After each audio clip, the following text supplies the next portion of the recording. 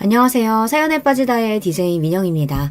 오늘도 두 가지 사연 준비되어 있으니 끝까지 함께 해주시고요. 구독과 좋아요 버튼도 꼭꼭 눌러주세요. 그럼 오늘의 사연 함께 시작해 볼게요. 안녕하세요. 저는 황당하고도 답답했던 과거의 일을 뒤로한 채 새로운 마음으로 잘 살아가고 있는 여자입니다. 저에게는 3살 연하의 남자친구가 있었어요. 딱히 결혼에 대한 갈망이 없어서 20대를 그저 흘려보내 버리고 말았던 제가 30대 나이에 들어선 뒤에는 처음 만난 상대였죠. 저도 그렇고 남자친구도 그렇고 어느 순간부터는 약속이라도 한 듯이 자연스럽게 결혼을 전제로 서로를 만나고 있었습니다. 들어주시는 분들을 위해 편의상 남편이라고 칭하며 이야기를 이어가 볼게요. 둘 다 직장에 다니고 있었고요. 슬슬 결혼 준비를 하려고 서로 그렇게 생각을 하며 지내던 어느 무렵이었어요. 시어머니의 초대로 시댁에 밥을 먹으러 갔습니다. 참고로 시댁은 좀 한적한 동네에 위치해 있었어요. 좋은 의미의 여유로운 동네인 건 아니었고요. 대형 마트이든 병원이든 공공기관이든 그런 인프라가 구축이 잘 안 되어 있어서 어딘가 휑한 느낌이 들었어요. 매우 한적하고 조용한 동네였죠. 돌려 말하지 않아 본다면 집값이 좀 저렴한 위치였다는 뜻입니다. 아무튼 그런 동네에 오래된 복도식 아파트가 제 시댁이었는데 도착하니까 엘리베이터가 고장이 났더라고요. 하필이면 이런 때 고장이 났냐. 남편이 민망해했고 저는 아파트 세대 규모에 비해 엘리베이터가 꼴랑 한 대라는 걸 신기해하고 있었습니다. 그런 구조가 뭔지 아시죠? 엘리베이터가 중앙에 있고 좌우로 복도가 펼쳐져서 현관문들이 쫙 있는 전형적인 옛날 복도식 아파트 구조요. 그냥 쓱 쳐다봐도 복도가 길고 현관문 손잡이도 많은데 엘리베이터는 가운데 딸랑 하나라는 건 야박하다는 생각이나 하며 남편과 함께 계단을 올라갔습니다. 시댁은 5층이었죠. 계단을 오르는 동안 남편은 자꾸만 저에게 왜 하필 오늘 엘리베이터가 고장났는지 모르겠다는 이야기를 여러 번 했습니다. 본인이 느끼기에는 많이 민망했나 보더라고요. 저는 그냥 살다 보면 엘리베이터가 고장이 날 수도 있는 거라고 여기며 빨리 고치기나 하면 그만이라고 생각했었죠. 그렇게 도착한 5층에서 얼른 좌우를 살펴봤더니 우측에는 복도에 어떤 아저씨가 담배를 피우고 계셨습니다. 머리가 좀 벗겨졌고 후줄근한 편한 차림새였죠. 자기 집 앞이라 괜찮다는 것인지 경치를 바라보며 담배를 피우고 계셨는데 바람이 정면에서 불어와서 그 연기가 멀리 퍼져기는커녕 뒤로 돌아와 흐프러지더군요. 그걸 보자마자 생각했었죠. 저쪽만 아니면 좋겠다. 그러면서 얼른 좌측을 쳐다봤더니 복도 끝에 어마어마하게 쌓여있는 잡동사니가 보였습니다. 다른 집이 용감무쌍하게 그러기는 힘들었을 것이고 아마도 높은 확률로 저 끝에 있는 집이 원흉이었을 테죠.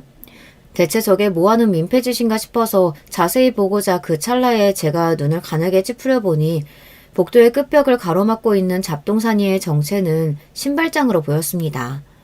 신발장 위에 각종 짐을 얹고 또 얹고 얹어놓은 상태였고요. 그러고 보니 그 광경이 너무 강렬해서 그렇지 그 복도 끝 집에 이르기 전까지의 다른 집들도 만만치 않았습니다. 왜 쓰레기를 집 앞에 두고 살지? 눈을 은신케 하는 광경이었어요. 누가 봐도 다 채운 게 아니라 아직 열심히 채우고 있는 사용 중인 쓰레기 봉지가 아가리를 벌린 채 현관문 옆에 대충 세워져 있었습니다. 유아용 킥보드가 복도에 나와 있는 것은 애교스러워 보일 정도였어요. 좌측으로 돌린 제 고개가 뻣뻣해져 있을 때 남편이 말했습니다. 우리 집은 저쪽이야. 소리를 따라 고개를 돌렸죠. 남편은 해맑은 표정으로 우측을 안내하고 있었어요. 혼란스러운 좌측 복도의 풍경에 비하자면 우측은 깔끔한 지경이었기 때문에 다시 보니까 선녀가 따로 없었습니다. 저는 싱긋 웃으며 남편과 함께 걸음을 옮겼어요. 민폐스럽게 다 같이 쓴 복도에서 담배를 피우는 저런 아저씨 때문에 여기 집들 다들 힘들겠네. 그런 생각이 무심코 스치고 있을 때 남편이 걸음을 멈추며 당황했습니다. 어라, 아저씨! 당황한 남편이 막 담배를 피우던 참이던 그 아저씨한테 아는 체를 한 거예요. 그 아저씨도 깜짝 놀라시더군요. 저는 그때 생각했죠. 이웃이라서 인사를 나누는구나. 남편은 직장 근처에서 자취를 하고 있었지만 본가는 엄연히 여기였으니까요. 당연히 이웃들과도 안면이 있지 않겠나요? 하지만 그 아저씨가 굉장히 멋쩍어 하시며 이렇게 대답하신 순간부터 저는 혼란스러워지기 시작했습니다. 경석이 네가 오기로 한 걸 몰랐구나. 같이 온 분은 만나는 여자친구? 네? 네. 저희 엄마한테 못 들으셨군요. 그래. 어쩌다 보니 그렇게 됐다. 아무튼 들어가 봐라. 안에 엄마 계신다. 제가 얼른 반사적으로 그 아저씨한테 가벼운 목례를 꾸벅 인사를 드렸고 남편은 우물쭈물하면서 그 아저씨에게 뭐라고 말을 더 해야 하나 말아야 하나 고민하는 눈치였죠. 그러자 그 아저씨가 머쓱하게 웃으면서 이렇게 말씀하셨습니다. 나는 이만 가봐야지. 나는 바로 그냥 가면 되니까 들어가라. 난 이만 가마. 네, 다음에 뵐게요. 안녕히 가세요. 그 아저씨가 후다닥 걸음을 옮기신 뒤 엘리베이터 앞에 서셨다가 고장이라는 걸 확인하시고 작게 쌍욕을 뱉으시며 계단으로 내려가시는 모습을 제가 보았습니다. 저분은 누구셔? 그게 설마 이렇게 바로 아저씨를 소개해드릴 줄은 몰랐네. 우리 엄마하고 만나시는 분이야. 정말? 혼자 지내시는 게 아니었어? 뭐 얼마나 진지한 관계인지 그런 건 난 자세히 모르겠고 아무튼 방금 그 아저씨가 우리 엄마의 남자친구 분이신 건데 그냥 서로 심심하고 적적하니까 가끔 만나서 같이 시간이나 보내시는 걸로 나는 일단 그렇게 아는 중이야. 그렇구나. 연세도 많이 안 되셨는데 누구 만나시면 너무 좋지. 이제는 100세 시대라고 하잖아. 입으로는 아무렇지 않게 태연한 반응을 꺼내고 있었습니다만 제 눈은 복도 난간에 흔적이 고스란히 남아있는 담뱃재를 보고 있었습니다. 그러고 보니까 그 아저씨가 피우셨던 담배에 남은 꽁초는 보이지 않았죠. 들고 가신 것도 아니었는데요. 그냥 바깥으로 멀리 내던지셨다는 결론이 나왔습니다. 물상식한 행위를 목도한 것에 약간은 어지러워하며 열린 현관문 안으로 남편을 따라 들어갔습니다. 엄마, 저 왔어요. 여자친구하고 같이 왔어요. 엄마, 어디 계세요?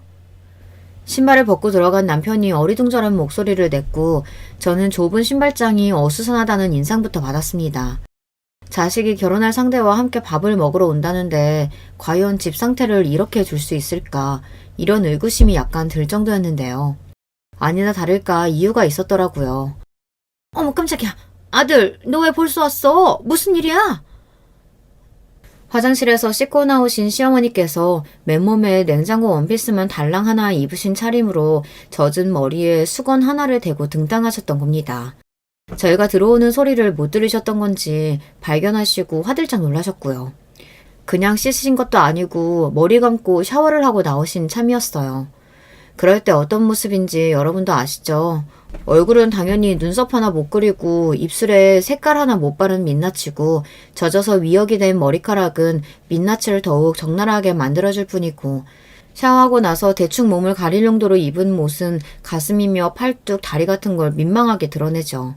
같이 사는 가족끼리라면 아무 생각도 안 드는 모습이지만 저는 그간 사진으로만 봐온 제가 결혼할 남자의 모친을 직접 처음 뵀는데 그런 모습이어서 여간 당황스러운 게 아니었습니다. 그건 상대의 입장도 마찬가지였겠죠. 남편을 향해 외치시고 난 시어머니께서 겸연쩍게 시선을 아래로 내리깐 저를 발견하시고는 비명을 지르셨습니다. 세상에, 난 몰라. 이걸 어째!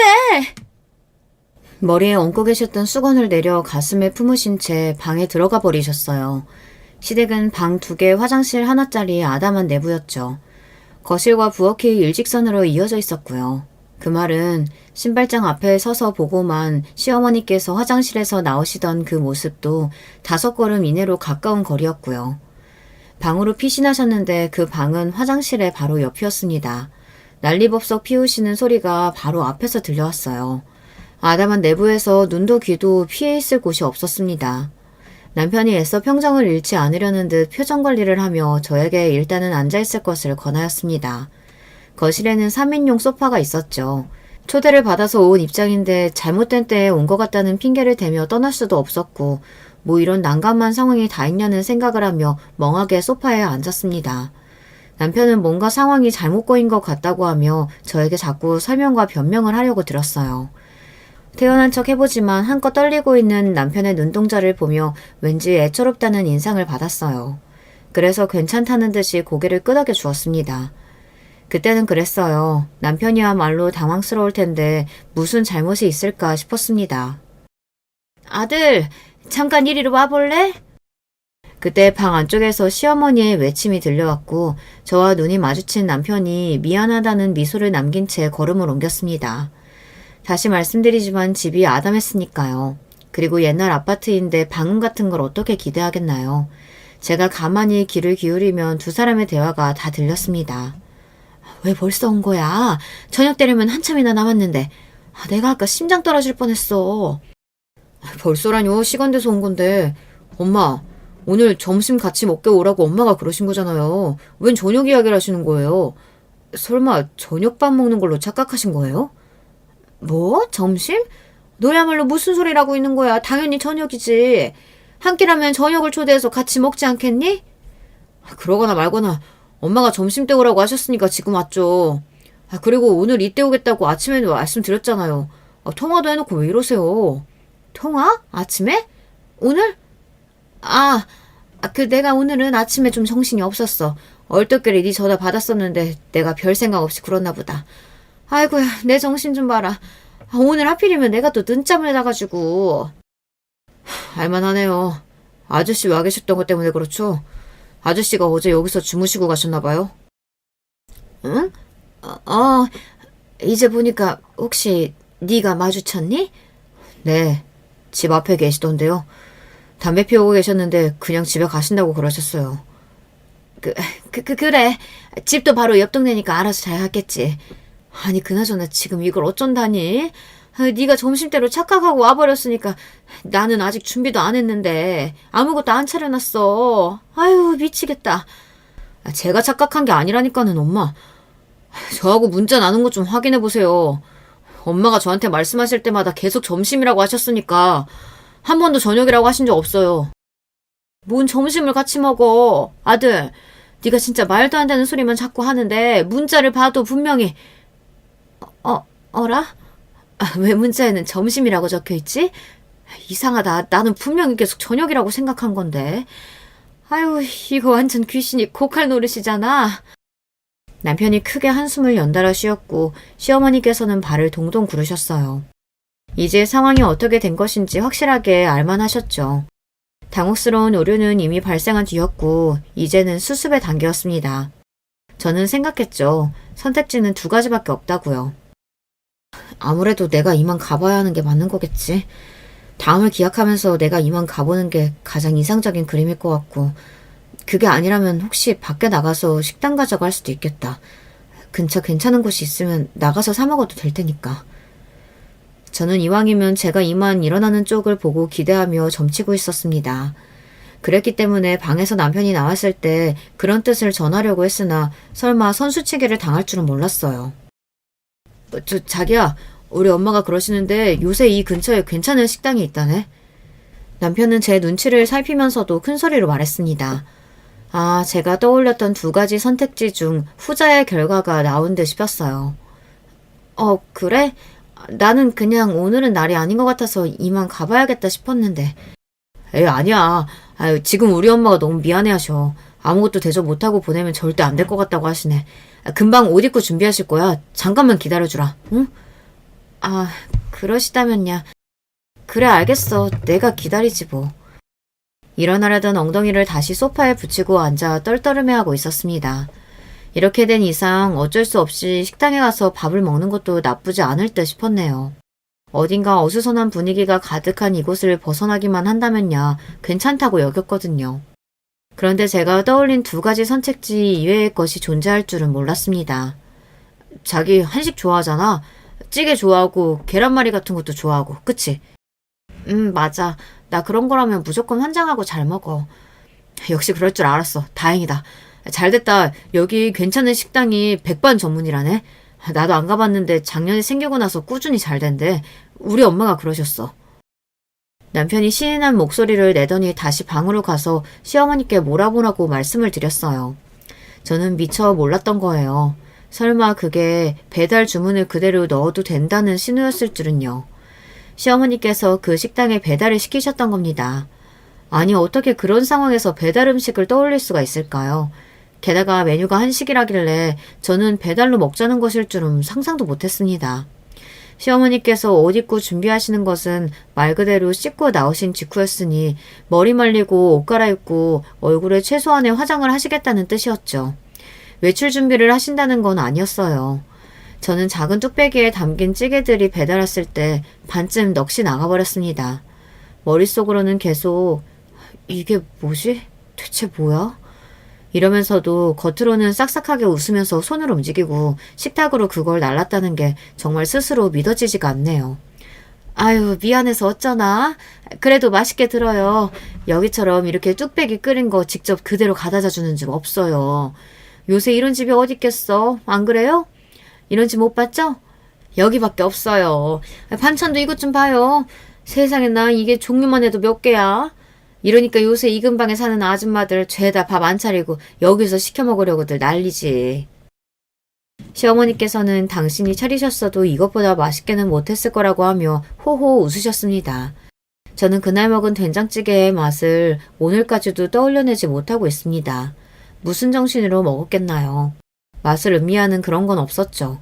그냥 떠서 퍼서 입에 넣고 씹느라 바빴습니다. 빨리 먹고 빨리 이 자리를 끝낼 생각도 강했던 것 같아요. 어영부영 식사가 끝나가자 시어머니께서는 그제서야 울상을 지으셨어요. 오늘 만나면 이것저것 물어볼 것도 많고 대화도 차근히 많이 해볼 생각이었는데 이렇게 돼버려서 너무 속상하네. 아유 미치겠다. 내가 정말 미안하게 됐어요. 아니에요. 그러실 수도 있는 거죠. 저는 괜찮아요.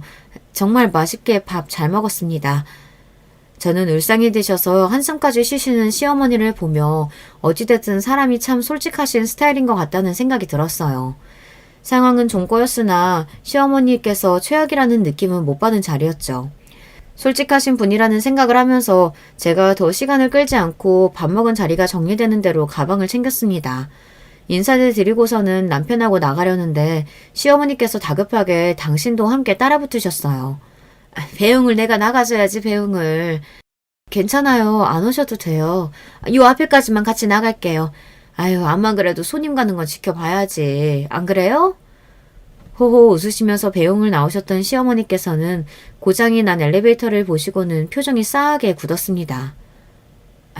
가만히 있어보자. 이게 뭔 지랄이 난 거야. 그렇게 중얼거리셨던 시어머니께서는 남편이 툴툴대면서 아까 왔을 때부터 이미 고장난 상태였다고 하니 표정이 더 안 좋아지셨어요.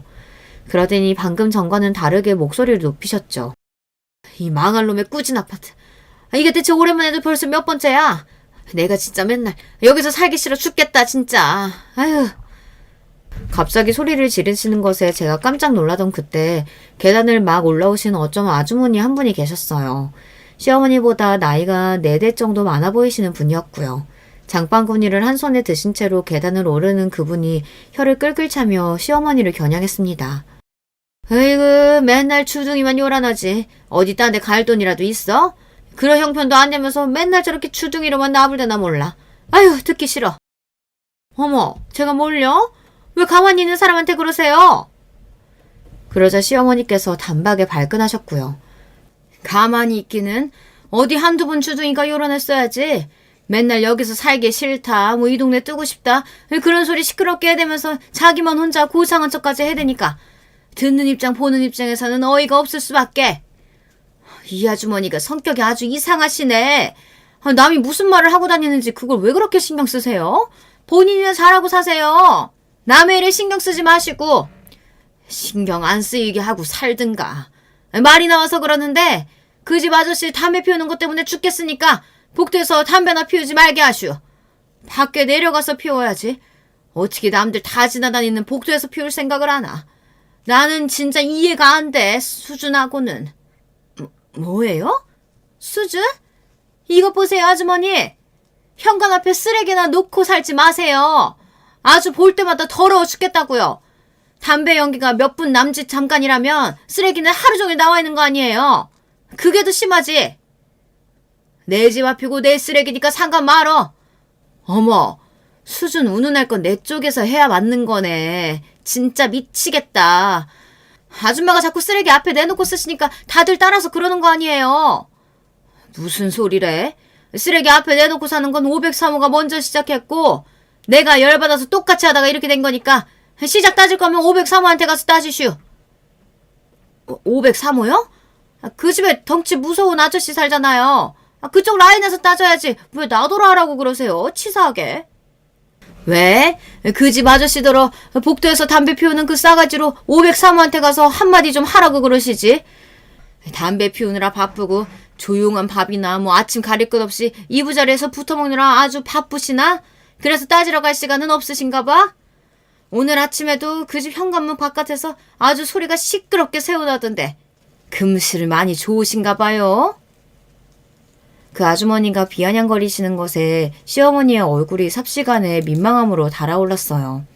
남편은 얼른 제 팔을 잡고서 계단 쪽으로 향했죠. 저는 아무것도 못 알아듣는 척하면서 뻣뻣하게 계단을 내려가기 시작했습니다. 시어머니께서는 저희 두 사람보다 한 발짝 늦게 대신 빠른 속도를 내어 내려오셨고요. 이런 천박한 사람 같으니라고. 내가 아주 여기 사람들을 상종을 하지 말아야지. 수준이 안 맞아서 진짜 같이 못 살겠어, 수준이. 이를 갈며 그렇게 말씀하시다가 저와 남편을 발견하시고는 표정을 환하게 바꾸셨습니다. 저는 이제는 그냥 빨리 갈 생각밖에 없었으므로 시어머니의 그런 태도에 대해 아무런 감상이 들지 않았고요. 되도록 정중하게 이만 가보겠다는 인사를 올렸을 뿐이에요. 시어머니께서는 민망해 죽겠다는 얼굴로 손을 흔드셨고요. 그런데 1층의 출입구를 향했을 때 발치에 뭔가 쌩하고 빠르게 지나가는 게 아니겠어요. 참고로 출입구에는 요즘 아파트처럼 보안 시스템이 없었고요. 그냥 개방되어 있는 형태였습니다. 그래서인지 바깥에서부터 뭔가 휙 들어와서 빠르게 1층 복도 안쪽으로 지나갔는데 시선을 돌려서 그 형체를 간신히 확인했더니 쥐였습니다.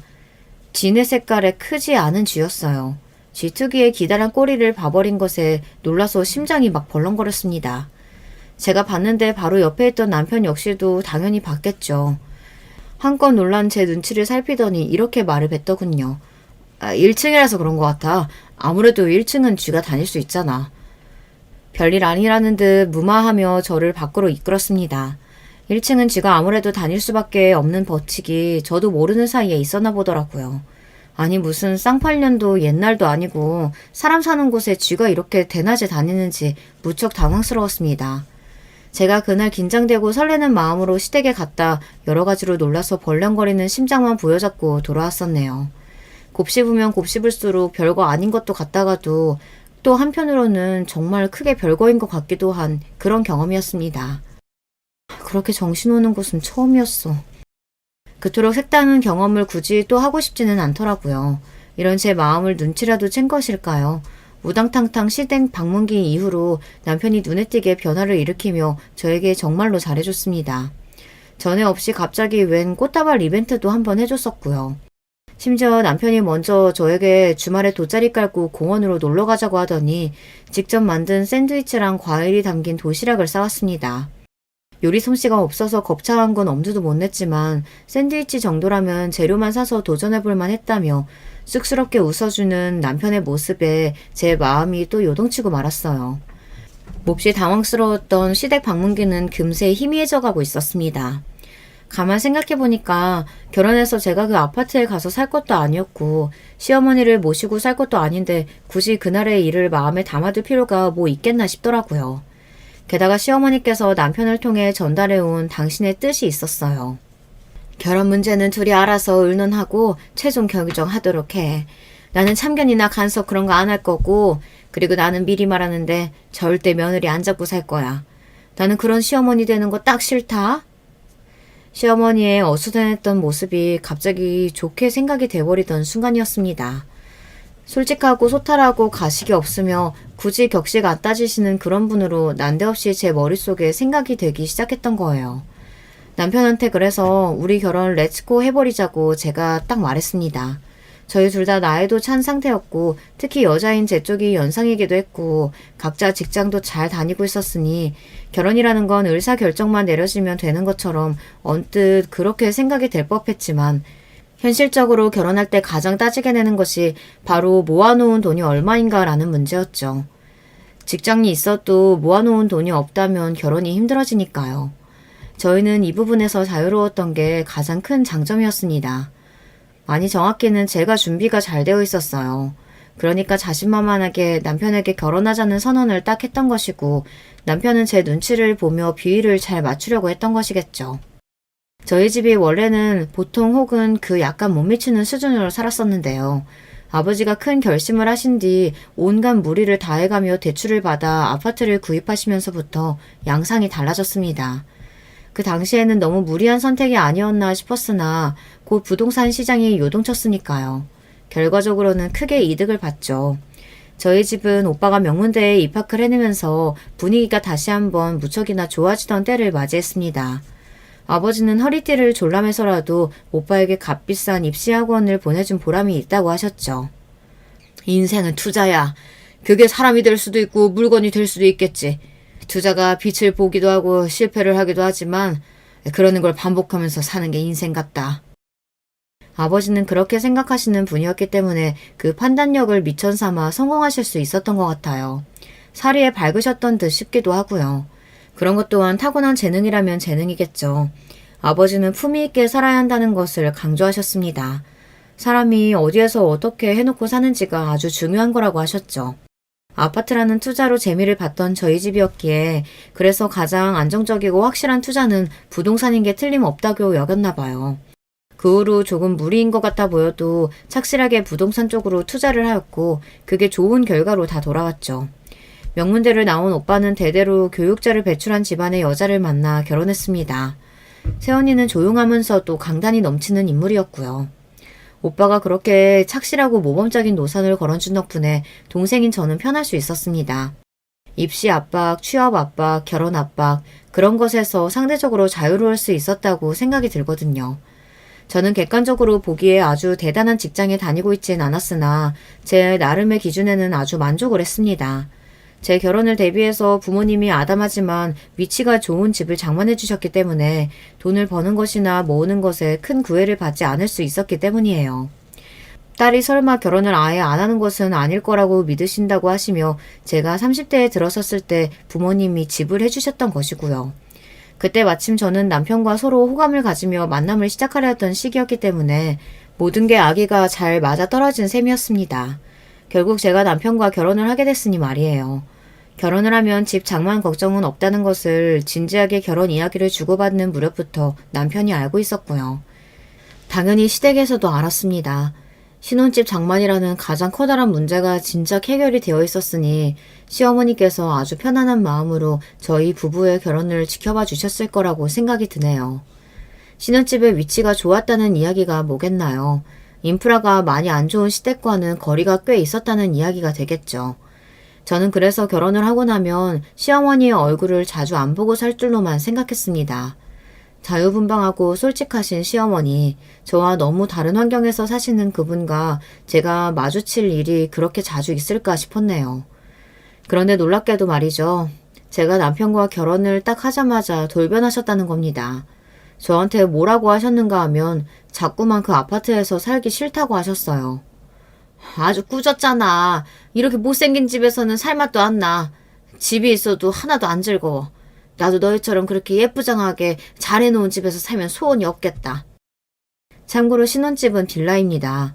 옛날 오래된 빌라 형태 그런 거 말고요. 신축이라서 깔끔한 빌라가 뭔지 다들 아실 거예요. 그리고 특히나 내부가 되게 예쁘게 되어 있는 집이었거든요.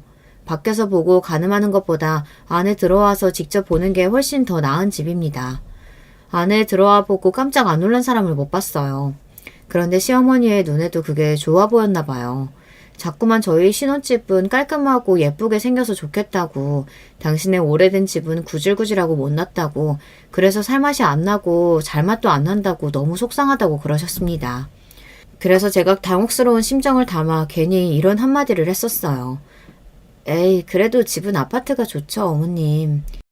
제가 그 소리를 정말 괜히 하는 바람에 되로 주고 말로 받게 된 격이었습니다. 얼마나 신세 한탄을 오래 하셨는지 몰라요.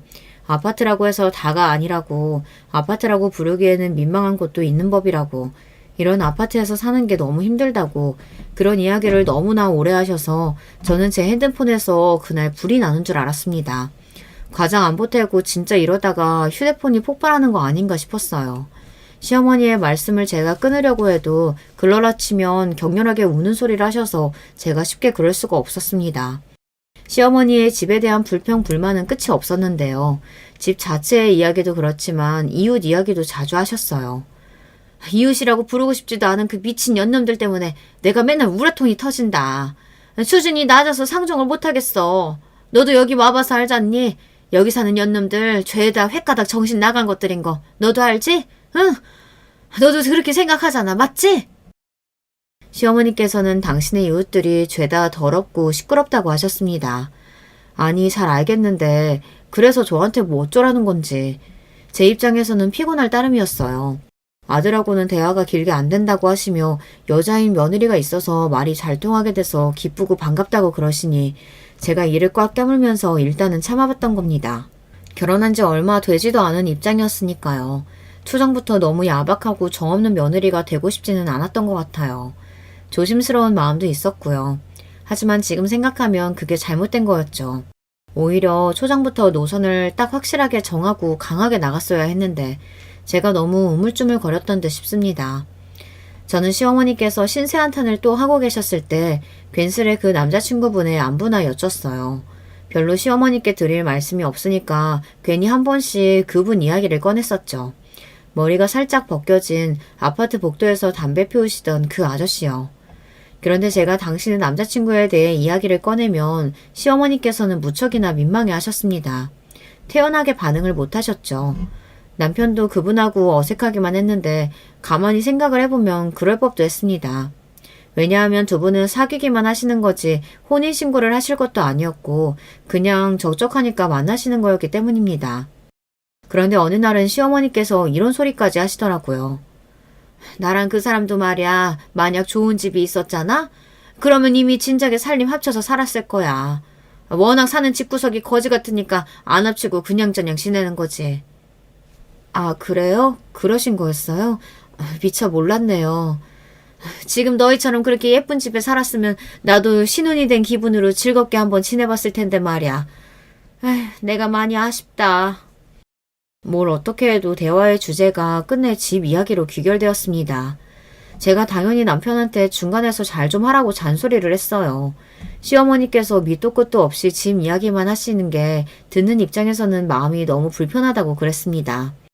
자식으로 뭔가 해결을 해드려야 하는 거 아니냐고 제가 딱 그렇게 말을 했더니 남편이 이러더라고요. 나도 마음이 편하지 않은 건 마찬가지야. 당신보다 내 마음 당연히 더 편하지 못하지. 나도 불편해.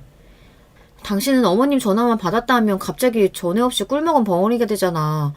그러면서 나한테 어머님 전화 다 떠넘기잖아. 전화 못 받는 핑계도 가지가지야. 그런데 당신이 뭐 그렇게 마음이 불편한 일이 있었어? 자식된 입장에서 너무 죄송스러우니까 그렇지. 내가 능력 있는 좋은 자식이었다면 우리 엄마한테 번듯한 집 한 채 장만해드렸을 텐데 그러지 못해서 너무 죄송해. 우리 엄마가 그 집에서 그렇게나 살기 싫어하신다는 것도 나는 여태 몰랐거든. 원래는 그럭저럭 살만했기 때문에 당신한테 굳이 이야기 안 하신 거 아닐까? 그렇잖아. 너무나도 살기 싫었다면 진작에 자식한테 이야기하고 상의해서 이사를 하셨겠지. 근데 왜 우리가 결혼하고 나니까 갑자기 그 집에서 목숨을 걸고 탈출하려고 드시는 건데. 나도 어머님 댁에 몇 번 가봤으니까 어머님이 무슨 말씀 하시는지는 알겠고 무슨 불편함을 거기서 겪고 계시는지는 잘 알겠는데 그래봤자 멀쩡히 사람 사는 곳이잖아. 거기가 흉가도 아니고 번듯한 아파트인데 너무 과장해서 그러시는 게 이해가 안 돼. 자식 며느리한테 기대고 싶으시니까 그러는 거겠지. 내가 능력만 좋았어도 집 해드렸을 텐데 너무 죄송하다. 그렇게 해드리고 싶으면 해드리면 되잖아. 집을 꼭 매매로 해야 돼? 월세로 구하면 당장 3개월 내로 이사 들어갈 수 있는 괜찮은 집 계약할 수 있을걸? 어머님이 아파트보다 빌라 선호하시는 것 같던데 그 동네에 신축 빌라 공실 많다고 그러지 않았어? 우리 엄마한테 어떻게 월세를 구해드려. 못해도 전세를 구해드려야지. 당신 정말 너무한다. 빨리 구하는 데는 월세만 한 게 없으니까 그렇지. 전세? 그것도 좋지. 당신이 구해드려. 나는 당신 어머님한테 뭘 어떻게 해드리든 간섭 안 할게. 찬성이야. 왜 간섭을 안 해? 우리가 이제 부부인데 뭐든 같이 해야 하지 않겠어? 남편이 제 눈치를 보면서 우물쭈물 그렇게 물었을 때 솔직히 짜증이 확 났습니다. 신혼집 장만은 한쪽에서 혼자 다 했는데 그건 관광하고서 남편이 말을 그렇게 하니 어이가 없었죠. 제가 화가 난 표정이 되니 남편이 입을 꾹 다물었어요. 저는 남편이 최소한의 눈치는 있는 사람이라고 그렇게 생각했으며 다행이라고 여겼습니다. 그런데 그게 제 착각이었나 봐요. 그 후로 며칠 남편은 삐진 티를 팍팍 냈어요. 삐졌다는 걸 제발 알아달라는 식으로 입술을 뾰루퉁하게 내밀면서 밥을 먹을 때도 한숨을 쉬고 젓가락질을 깨작거렸습니다. 제가 웬만하면 왜 그러냐고 물어봐주고 대화로 얼른 풀자고 했을 텐데 시어머니의 일로 남편이 저러니 저도 좀 오기가 생기더라고요. 왜냐하면 결혼한 직후부터 생각하지도 못했던 시어머니의 집 타령 공세에 제가 난감해하며 시달리는 동안 남편은 뒷짐이나 지고 있었으며 그런 주제에 입으로만 효자인 척 틈틈이 해댔거든요. 생각하니까 저도 남편의 그런 태도가 괘씸해서 삐진 티를 팍팍 내는 모습을 보고도 일부러 모른 척을 했습니다. 그랬더니 어느 날 제가 퇴근하는 시간에 맞춰서 시어머니께서 들이닥치시더라고요. 참고로 제가 남편보다 출근도 퇴근도 1시간씩 일찍 하거든요. 혼자 시어머니를 맞이하게 돼서 한숨이 저절로 나왔는데 그런 저를 노려보시며 시어머니께서 집안으로 짐가방을 휙 던지셨어요. 반겨주지 못하더라도 그렇게 노골적으로 짜증은 안 내야 하는 거 아니니? 네? 제가 무슨 짜증을 냈다 그러세요?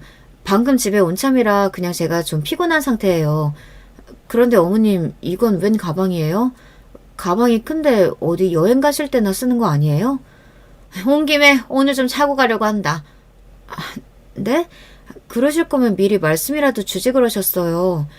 내가 남의 집에 쳐들어온 것도 아니고 내 아들 사는 집인데 와서 자고 간다는 소리도 못해? 그리고 네가 자꾸만 거리 두려고 하는 것 같길래 그게 얄미워서 미리 말 안 하고 온 거다. 일부러 말씀을 안 해주셨다니 그리고 그걸 당당하게 밝히시다니 제 입장에서는 기가 막힐 따름이었습니다. 대체 왜 이러시나 싶었고 너무 피곤해서 그냥 남편이 올 때까지 아무것도 안 하고 싶었어요. 남편더러 알아서 해결해보라고 할 마음뿐이었죠. 그런데 제가 화를 꾹 참는 얼굴로 있으니 시어머니께서 괘씸하다는 표정이 돼서 이러시는 게 아니겠어요? 네가 요새 내 아들한테 그렇게나 피도 눈물도 없이 굴었다며? 너 그렇게 안 봤는데 실망이다. 싹싹하고 수더분한 줄 알았는데 전혀 아니었구나. 자기 시애미가 사는 집에서 그렇게나 나오고 싶어하면 네가 먼저 며느리 된 입장으로 어머님 그럼 여기 들어와서 며칠이라도 같이 지내시죠. 이렇게 말을 꺼내야 하는 거 아니냐? 그리고 있는 것들이 더하다더니 어떻게 빈말이라도 한번 직구해주겠다는 소리를 안 하니? 너는 네 시애미가 얼마나 꾸진 집에서 사는지 다 봤으면서도 깔끔하고 예쁜 집에서 혼자 발 뻗고 편하게 잠이 오든? 내 아들은 불쌍한 엄마 생각해서 맨날 잠 설친다고 하는데. 이제서야 모든 게 이해가 되더라고요. 그러니까 시어머니께서는 처음부터 저한테 빌붙으실 작정이었던 것입니다. 집 문제를 턱하니 해결해오는 능력 좋은 며느리한테 기대서 당신도 집 하나 얻어내고 싶으셨던 거예요. 그게 아니라도 아들하고 같이 살고 싶다는 명목으로 신혼집에 들어와서 며느리한테 대접받으면서 그렇게 지내고 싶으셨던 것이었고요. 뭐가 됐든 간에 제가 당신의 아들하고 결혼하고 나면 절대로 이 전처럼 그렇게 살진 않으시고 싶으셨던 것이었어요. 하지만 그 바람을 왜 저를 통해서 그것도 일방적으로 이뤄내시려는 건지 그 염치 없는 면모에 헛웃음이 나왔습니다. 이제는 아예 저한테 삿대질까지 날리면서 훈계를 하시는 시어머니께 제가 똑바로 말씀을 드렸습니다. 어머님 아들이요? 맨날 쿨쿨 잘 자요. 코도 시끄럽게 굴고요. 그 덕에 매일 잠 설치는 건 제 쪽이었네요. 그러고요, 어머님, 저한테 뭐 맡겨두셨어요? 왜 그렇게 당당하게 요구하시나요? 제가 보기에는 어머님이 맨날 욕하시는 그 아파트 사람들 수준이나 어머님 수준이나 똑같은 것 같은데요. 그러자 제 뺨을 치셨습니다. 태어나서 처음 뺨 맞고 나서 어이가 없어졌는데 시어머니께서는 표독스러운 미소를 지으며 짐가방은 더 안쪽으로 밀어두신 후 소파에 턱하니 앉으셨어요. 버티면 그만이라는 식으로 아주 당당하셨습니다. 실컷 지랄해 보라지. 나는 이제 이 집에서 잘 먹고 잘 쉬면서 잘 지내면 그만이야.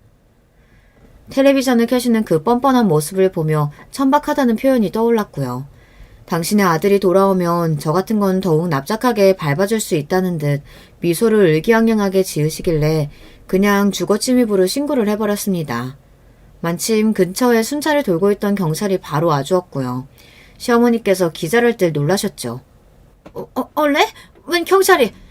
이보세요. 난 잘못 없어요. 나는 내 아들 보러 온 것뿐이에요. 내 아들 집이라고요. 아니요. 여기는 제 집입니다. 제 명의로 된 제 집이고요. 여기 이분은 막무가내로 제가 귀가하던 때에 맞춰서 들이닥치셨어요. 나가주십사 했는데 전혀 꼼짝을 안 하셨고요. 제가 경찰을 향해 정중하게 말하자 시어머니는 얼굴이 빨개졌습니다. 아니에요. 그러니까 여기는 내 며느리라고요. 얘가 내 며느리라니까요? 저는 시어머니를 일부러 안 쳐다봤고요. 경찰들이 난감해 하시더니 일단 시어머니를 집 밖으로 모시는 것까지 해드리겠다고 그러셨습니다. 제가 수고스럽게 해드려서 죄송하다 그러며 경찰분께 시어머니의 커다란 짐가방도 드렸네요. 시어머니께서는 얼굴이 완전히 토마토처럼 익어서 발버둥을 치시면서 경찰 두 분께 이끌려서 집 밖으로 쫓겨나셨습니다. 저는 찬물을 마시면서 한참 속을 식히고 있는데 그러다 보니까 남편이 돌아왔죠.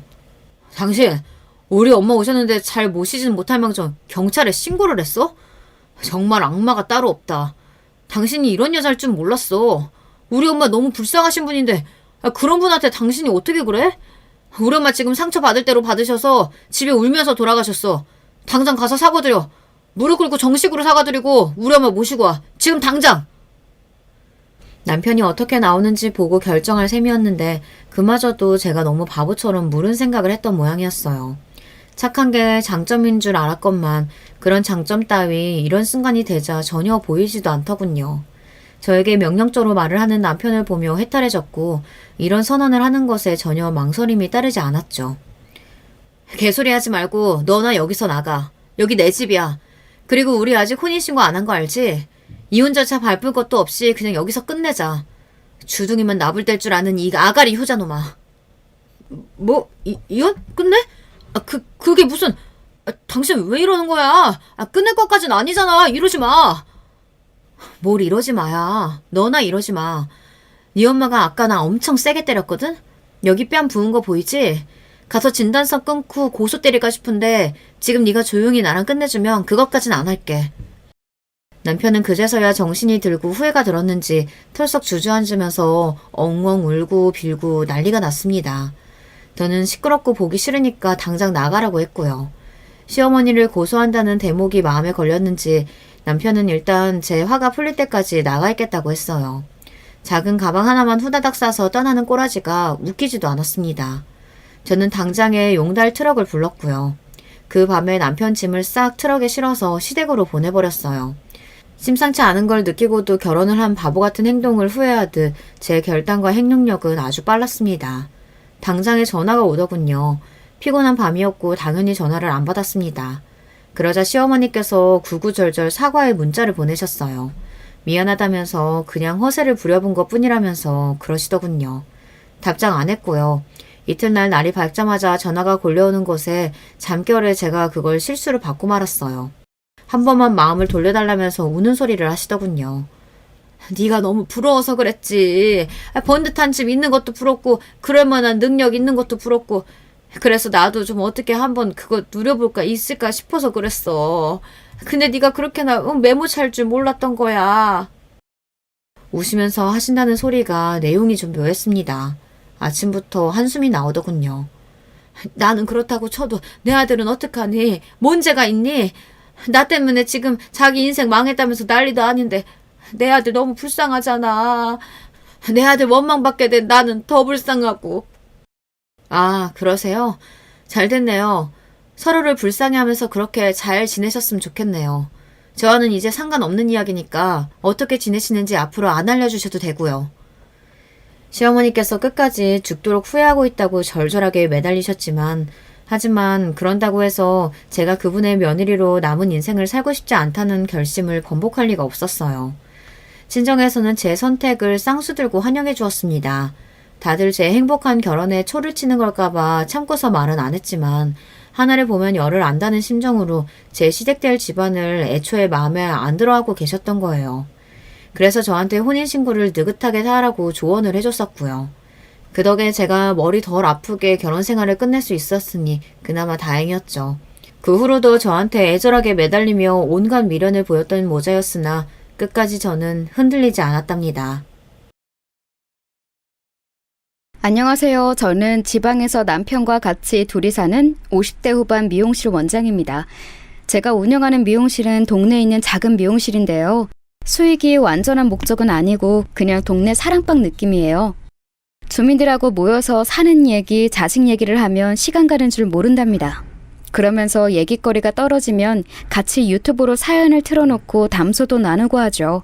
사연을 들으면서 서로 웃고 울고 얼마나 재밌는지 몰라요. 그러다 얼마 전에 제 인생에도 제보할 만한 사건이 일어났습니다. 우리 미용실 단골 언니들이 꼭 제보하라고 해서 저도 용기 내어 제보하게 되었어요. 항상 사연을 들을 때는 마냥 재밌었는데 오늘은 제가 막상 제보하려니 떨리네요. 저는 고향은 이 지역이 맞는데 사실 성인 이후로는 서울에서 살았습니다. 실업계 고등학교를 졸업하고 바로 동네 미용실에 취업했는데 거기 단골 손님과 사랑에 빠져서 결혼했거든요. 남편은 알고 봤더니 시아버지의 지방 발령 때문에 잠시 우리 동네에 왔었던 거였어요. 그래서 결혼과 동시에 서울로 가게 되었습니다. 그때 저는 말수가 적은 남편을 보고 진중하다고 착각해서 결혼했는데 그때는 이 사람의 성격이 오히려 답답할 줄은 꿈에도 몰랐어요. 그리고 대한민국의 며느리라면 시집살이를 한 번쯤은 다 당해보셨을 텐데요. 우리 시어머니도 만만치 않았답니다.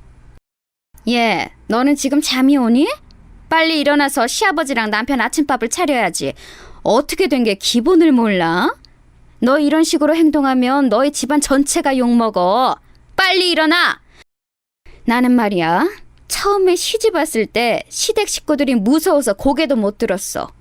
넌 운 좋은 줄 알아. 저는 결혼하고 시댁에 들어가서 신혼을 시작했어요. 그래서 시어머니와 종일 같이 있었는데 시어머니는 제가 밖에서 일하는 것을 싫어하셨습니다. 멀쩡히 미용실에서 일할 수 있는데 결혼하고 몇 년은 시댁에서 콕 박혀서 집안일만 해야 했죠. 아휴, 너는 집에서 이런 것도 안 배웠니? 먼지가 내 눈에 보일 정도면 얼마나 많은 거야? 너 아까 내가 바닥 걸레질 하라고 했는데 안 했지? 지금 하려고 했어요. 아까 아침 만들고 설거지하느라 바빠서요. 지금 할게요. 잠시만요. 내가 시키기 전에 알아서 해야 할 거 아니야. 너는 내가 왜 이렇게 굼뜨니? 너는 내가 시어머니라 다행인 줄 알아. 마냥 못된 시어머니 만났으면 어쩔 뻔했어? 운 좋은 걸 천운으로 여겨. 시어머니는 심지어 자기는 상당히 괜찮은 시어머니라고 생각했어요. 그런 점이 저를 더 힘들게 했죠. 저는 고등학교를 졸업하고 바로 결혼해서 사실 집안일에 대해 익숙하지 않았습니다. 지금 생각하면 너무 어린 나이라 뭘 아는 나이가 전혀 아니었죠. 그래서 시어머니의 눈에는 하나부터 10까지가 다 모자란 며느리였을 거예요. 여보, 미안해. 그래도 우리 엄마가 사람이 나쁜 사람은 아니야. 이해해줘. 내가 잘할게. 엄마도 저러다 여보가 완전히 자기 사람이라고 생각 들면 잘해주실 거야. 그러니까 조금만 참자. 그리고 아이 낳으면 분가하기로 한 약속 내가 꼭 지킬게. 그 당시 저는 아이를 낳으면 따로 살자는 남편의 말을 아주 굳게 믿고 있었어요. 그래서 그날만을 기다리며 버티고 버텼습니다. 시어머니는 제가 요리하면 짜다, 싱겁다 뭐라 하셨고 빨래하면 깨끗하지 않다고 뭐라 하셨어요. 너 일부러 이렇게 만드는 거니? 이렇게 요리하라 해도 난 못하겠다. 어제는 무슨 한강처럼 국이 아무 맛도 안 나더니 오늘은 소금을 들이부은 거야? 이렇게 짠국이 세상에 어디 있니? 아유, 못 살아. 시어머니의 구박에도 저는 분가하는 날만 기다리며 참고 참았어요. 심지어 시어머니는 제가 임신했을 때도 집안일을 제대로 하지 않는다며 구박했습니다. 임신한 게 그렇게 대단한 일이니? 나는 네 남편이 임신했을 때 너처럼 안 그랬어. 나는 말이야, 새벽 4시에 일어나서 시댁 식구들 아침밥 차린 사람이야. 여자라면 누구나 다 하는 임신이 뭐가 그렇게 대단한 일이라고 그렇게 게을러? 지금 생각하면 그때 왜 참았는지 모르겠어요. 너무 제 나이가 어려서 그때는 시어머니의 말에 거역하면 아주 큰일이 나는 줄 알았답니다. 다만 속으로는 만약 내가 며느리가 생긴다면 절대 시어머니처럼 대하지 않아야겠다 다짐했죠. 적어도 저렇게 미운 말만 골라서 하는 시어머니는 되지 않으려고 했어요. 그리고 마침내 아이가 태어났습니다. 아이고, 아가 고생했다. 첫 손주가 아들이라니 내가 너무 기뻐서 회사에 자랑했어. 워낙 남아 선호 사상이 심한 시절이라 속으로 걱정했는데 다행히 첫 아이는 아들이었어요. 시아버지의 반응도 좋았고 저는 내심 속으로 이제 분가할 수 있으려나 생각했습니다. 하지만 그건 제 오산이었습니다. 아이를 낳고 분가는커녕 오히려 제 불행만 심해졌어요. 왜냐하면 장남이 태어나고 바로 시아버지가 돌아가셨습니다. 사실 시아버지는 말수가 정말 적으셔서 저랑 대화를 길게 나눈 적이 없으세요. 그래도 시어머니처럼 저를 괴롭히거나 그러지도 않으셨죠. 친밀한 관계가 아니었어도 돌아가시니 제 마음도 좋지는 않았습니다. 하지만 제일 괴로웠던 것은 시어머니였어요. 우리 아들, 엄마랑 이따 쇼핑 갈까? 엄마가 우리 아들 겨울코트 사줄게. 너희 아빠 돌아가시고 엄마가 적적해서 안 되겠어. 아니면 우리 근교로 여행이나 갈까? 시어머니는 시아버지가 돌아가시자 남편에 대한 집착이 더 심해졌습니다. 원래도 외동아들이라 남편에 대한 사랑이 심했던 시어머니였는데 시아버지가 없으니 그 집착은 날이 갈수록 심해졌어요. 심지어 제 아들인 손자한테까지 집착해서 엄마인 저를 험담하기도 했죠. 재영아, 네 엄마는 네가 추워서 얼어 죽어도 눈 하나 깜짝 안 할 것 같아. 아유, 아이 춥게 이렇게 다 벗겨놓으면 어떡해? 그치? 아유, 내 새끼 우리 아들 닮아서 너무 예쁘네. 할머니가 옷 입혀줄게요. 어머니, 재영이 태열 때문에 일부러 벗긴 거예요. 아이들은 너무 덥게 입히면 오히려 건강에 좋지 않아요. 병원에서도 그렇게 말했어요. 지금 네가 날 가르치는 거야? 네 남편은 내가 이렇게 키우는데 전혀 문제 없었어. 만약 이게 문제 있는 행동이면 우리 아들이 저렇게 멀쩡하겠어? 시어머니는 육아 방식에 대해서도 사사건건 트집을 잡으셨어요. 그럴 때마다 저는 남편에게 분가 얘기를 꺼냈는데 남편의 반응은 좋지 않았습니다. 엄마가 지금 아버지 돌아가시고 너무 슬퍼하시니까 자기가 조금 이해해주면 안 될까? 아이가 조금 크면 그때 분가하자. 지금 그래도 엄마가 우리 육아 많이 도와주시잖아. 어머님이 진짜 육아를 많이 도와주신다고 생각해? 자기야, 나 힘들어. 언제까지 이렇게 살아야 해? 그리고 분명히 결혼하기 전에는 시부모님 모시고 살 일 없다고 자기가 말했잖아. 나 똑똑히 기억하고 있어. 미안해. 세상 일이라는 게 우리 뜻대로 다 되는 거는 아니잖아. 내가 돈 많이 벌어서 자기 행복하게 해줄게. 나는 그래도 자기 사랑해. 아니, 분가하자는 얘기를 꺼내는데 무슨 소리를 하는 거야? 매번 뜬구름 잡는 소리 좀 그만해, 이 답답아. 남편의 우유부단하고 싫은 소리를 절대 못하는 성격은 정말 힘들었어요. 이런 남편은 이때 유독 저를 힘들게 했는데 무려 이 중요한 시기에 도박에 손을 대서 직장을 잃기도 했답니다. 세상이 저를 유독 괴롭히는 기분도 들고 너무 억울해서 저는 화병도 생겼어요. 그러나 위기를 기회로 활용하겠다고 저는 그런 남편 보고 집에 있으라고 하고 나가서 일하기 시작했습니다. 원래 미용실에서 일했으니 동네 미용실에서 일하는 것은 오히려 탈출구라고 느껴졌어요. 아유, 지영이, 너는 어쩜 새댁이 그렇게 싹싹해? 시어머니가 너무 좋아하시겠어. 안 그래도 그쪽 아버님 돌아가시고 외로워하지 않아? 우리 며느리도 지영이 같으면 얼마나 좋을까? 저는 집에 있는 것보다 이렇게 밖에 나와서 일하는 게 훨씬 좋아요. 할 수만 있다면 쉬는 날에도 일하고 싶다니까요. 그렇지. 원래 시어머니는 될 수 있으면 덜 봐야 좋은 거야. 나는 그래서 시어머니 죽고 나서 내 인생에 전성기가 왔다고 말하고 다니잖아. 손님들과 얘기하다 보면 시간 가는 줄 몰랐어요. 말 그대로 숨통이 트이는 기분이 들었습니다. 시어머니가 워낙 제가 밖에서 일하는 것을 싫어하셨지만 남편이 도박 때문에 직장도 잃었고 시아버지가 돌아가셔서 수입이 없으니 싫어도 크게 반대할 수가 없는 상황이었어요. 그 뒤로는 저도 시어머니께 할 말이 생기면 다 하게 되었습니다. 재영이 유치원에 일하는 엄마가 되게 적다고 하더라. 아무래도 엄마가 밖에서 일하면 애들 정서에 좋지 않아. 너도 적당히 일하고 집에서 남편 챙기고 아이도 돌보고 그래야지. 언제까지 그렇게 밖에서 일할래? 저도 밖에서 일하는 거 힘들어요. 그런데 어떡해요? 제가 밖에서 일 안 하면 당장 저희 무슨 돈으로 살아요? 저도 재영이 친구 성진이네 아빠처럼 돈 잘 버는 남편 있으면 일 안 해도 좋고 얼마나 좋겠어요. 뭐? 지금 우리 아들 돈 못 번다고 눈치 주는 거야? 왜 잘나는 우리 아들 기를 죽여? 사람이 살다 보면 이런 일도 있고 저런 일도 생기는 거야. 누가 보면 너가 뭐 변호사라도 되는 줄 알겠다. 아휴. 어머, 어머니, 왜 화를 내고 그러세요? 저는 그냥 사실을 말한 거잖아요. 기분 나쁘셨으면 죄송해요. 그런 의도 전혀 아니었어요. 저 그럼 출근할게요. 매번 당하기만 하다 저렇게 시어머니에게 대꾸하고 집을 나설 때는 기분이 너무 짜릿했어요. 이 맛에 돈을 버는 거라고 깨닫기도 했죠. 문제는 제가 그렇게 밖에서 일하니까 남편은 직장을 굳이 가지지 않았다는 점이에요. 어디 취직하면 금방 그만두고 또 취직하면 그만두고 이런 일을 반복했습니다. 당신 또 그만뒀다며? 내가 왜 당신 회사 그만둔 것을 당신도 아니고 어머님도 아니고 미용실 손님한테 들어야 해? 나 진짜 너무 속이 터져서 그래. 분가는 무슨 이제 됐고 일자리나 좀 구해. 내 인생. 미안해. 그래도 내가 재영이 유치원 학부모 설명회나 상담은 열심히 다니고 있어. 자기야, 내가 집안일도 더 열심히 할게. 남편은 능력은 없어도 사람 하나는 착했어요. 제가 아무리 뭐라 해도 발끈하거나 그런 모습은 없었죠. 만약 저한테 도리어 뭐라 하는 성격이었으면 저는 저때 이혼했을 거예요. 또 조용하고 세심한 성격이라 육아도 많이 도와주었죠.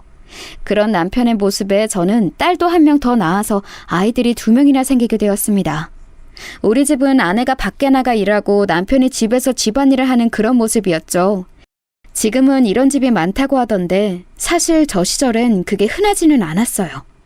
그래서 시어머니는 자격지심에 저한테 뭐라 하기도 했는데 돈 버는 사람이 저니까 예전처럼 당하고만 있지 않았죠. 아무튼 그렇게 제가 실질적인 가장이 되어 사는 도중 갑자기 어느 날 원장님이 저를 부르셨어요.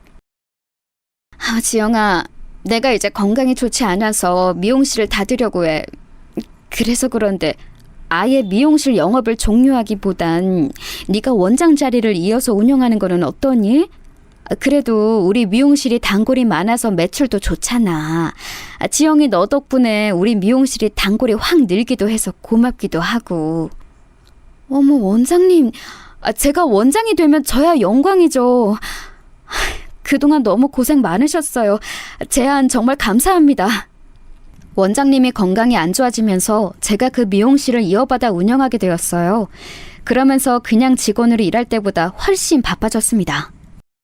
이번에도 못 내려와? 저번 설에도 바쁘다고 못 왔잖아. 우리 딸 얼굴을 이렇게 못 보니까 엄마랑 아빠 속이 타. 일하느라 그런 거라 이해는 하는데 속상한 건 어쩔 수가 없네. 내 새끼 얼굴도 못 보고 엄마가 너 온다고 요리도 많이 했는데. 미안해. 나도 문 닫고 가려고 했는데 미용실이 명절 때 이상하게도 바쁘더라고. 내가 대신 명절 대목 지나면 남편이랑 애들 데리고 꼭 내려갈게. 나도 엄마랑 아빠 당연히 보고 싶지. 언니랑 형부도 못 본 지 오래됐는데. 너 미용실하고 얼굴 너무 못 빼서 우리 딸 얼굴 엄마가 다 까먹겠다. 아니면 엄마랑 아빠가 보러 올라갈게. 원래 아쉬운 사람이 우물 파는 거야. 너 좋아하는 참조림이랑 밑반찬 만들어서 갈게. 아니야. 거기서 서울까지 언제 올라오려고. 됐어. 내가 진짜 꼭 내려갈 테니까 걱정하지 마. 엄마, 나 손님 왔다. 이따 또 전화할게. 미안해. 미용실이 일이 바빠지며 친정에도 잘 내려가지 못했어요. 실제로 거리가 멀어 안 그래도 친정은 명절 때나 되어야 내려갔는데 원장이 되니까 책임감이 생겨 더 내려가지 못했죠. 부모님도 그립고 제 고향이 그리워서 언제는 혼자 미용실에서 일하다 울기도 했답니다. 남들은 남편 하나 잘 만나서 평생 행복하게 고생이라고는 전혀 모르고 사는 사람도 많던데 제 인생은 왜 이런가 싶었죠. 시어머니 복도 없어서 저 모양이고 속상한 마음도 당연히 들었습니다. 하지만 한편으로는 제가 돈을 버니까 아쉬운 입장이 전혀 아니니까 좋기도 했어요. 그러면서 더 돈을 버는 것에 힘을 쏟았습니다. 미용실은 일주일에 딱 하루만 쉬었는데 그날도 저는 혼자 출근해서 청소하고 재료 주문을 하느라 바빴어요. 덕분에 돈은 많이 벌었는데 아이들에게 신경을 많이 써주지 못해서 미안했습니다. 우리 아들 오늘 졸업식이지? 엄마가 시간 나면 꼭 들를게. 졸업 축하해. 아빠가 이따 꽃다발 들고 갈 거야. 저녁에 우리 재영이가 좋아하는 패밀리 레스토랑 갈까? 가서 먹고 싶은 거 다 시켜. 엄마, 나는 진짜 괜찮아. 아빠가 대신 오잖아. 엄마는 바쁘니까 어쩔 수 없는 거 알아. 아유, 우리 아들 누구 닮아서 이렇게 속이 깊어? 이해해줘서 고마워. 엄마가 대신 용돈 챙겨줄게. 이걸로 친구들하고 떡볶이 사 먹어. 알겠지? 아이들의 입학식이나 졸업식에도 잘 참여하지 못했어요. 그렇게 일하니까 돈은 많이 벌어서 좋기는 했습니다. 무엇보다 밖에 있으니 시어머니의 시집살이를 온전히 당하고만 있지는 않아서 좋았고요. 시간이 지나고 어느덧 장남은 대학생이 되었습니다. 딸과 달리 아들은 공부를 매우 잘했어요. 고등학교 때는 전교회장도 하고 아주 우수한 성적으로 학교를 졸업했습니다. 원장님, 이번에 아들 명문대 합격했다며. 아유, 좋겠어. 아들이 그렇게 조용하고 사고 안 치는 것도 부러운데 전교회장의 명문대까지 다 가졌네. 우리 아들도 원장님 아들처럼 모범생이면 얼마나 좋을까. 아유, 맨날 PC방에 가서 게임하게 바빠. 그래도 창준이가 저번에 보니까 되게 밝고 인사성도 좋던데 뭘. 축하해줘서 고마워요. 아들 덕분에 단골 손님들의 부러움도 한 몸에 받기도 했어요. 아들은 제 인생의 자랑거리였습니다. 아들이 대학에 가고 나서 한 가지 일이 발생했는데 바로 시어머니가 아프기 시작했어요. 시어머니에게 좋은 감정이 가득하진 않았지만 그래도 미운 정이라는 게 있잖아요. 사람이 아프다고 하니까 마냥 모른 척을 하기도 그렇더라고요. 병원비가 만만치 않았는데 그 병원비를 제가 아무 소리 않고 다 내주었어요. 시어머니는 제가 병원비를 다 낸 것을 알고 저에게 싫은 소리를 전혀 하지 않더라고요. 그 모습이 웃기기도 하고 한편으로는 씁쓸한 감정도 들었죠. 심지어 아프고 나서 시어머니는 저에게 고맙다는 말도 하기 시작했어요. 사람이 죽을 때가 되니 심경에 변화가 생겼나 보더라고요. 그렇게 몇 년의 투병 끝에 시어머니는 돌아가시게 되었습니다. 미안하다. 내가 너 결혼하고 초반에 뭐라 했던 거 용서해라. 미안하다. 어머니, 저 다 잊었으니까 편안히 가세요.